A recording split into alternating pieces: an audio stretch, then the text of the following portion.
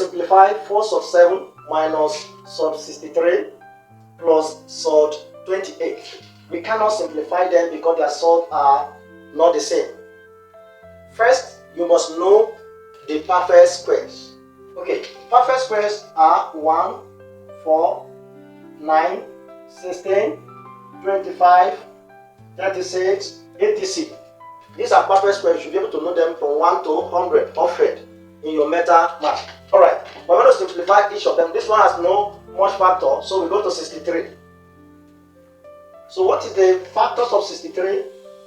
Well, the factors of 63, we have 1, we have 3, we have 9, and we have 63.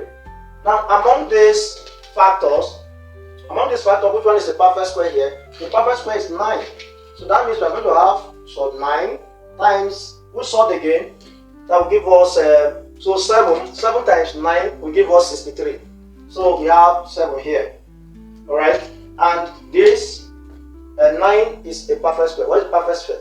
Perfect square are a rational number that can be squared without having decimal figure. This one is not a perfect square. It is irrational number. When you try to find the square root, you have decimal number, so it is imperfect square. So this is the perfect square. So at the end, we have 3 surd 7. So do the last one, which is what? 28. 28. What is the factor of 28 here? 1, 2, 4, 7, 14, and 28. So the factors, the perfect square here is what? 4. And so we have 4 times, so what must you multiply 4 with to get 28? Is also 7. Right?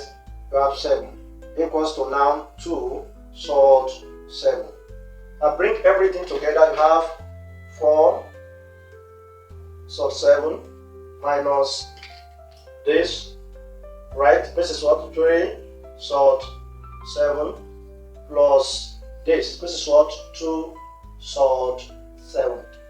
Okay, at this point we can simplify them because their surds are the same. Please subscribe to my channel and like my channel also. Thank you. Now this minus this, we're going to have surd 7 only. That's 1 surd 7, it's the same as surd 7.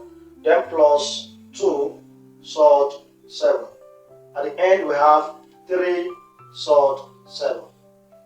So the answer is what? 3 surd 7 as the correct and final answer. Okay?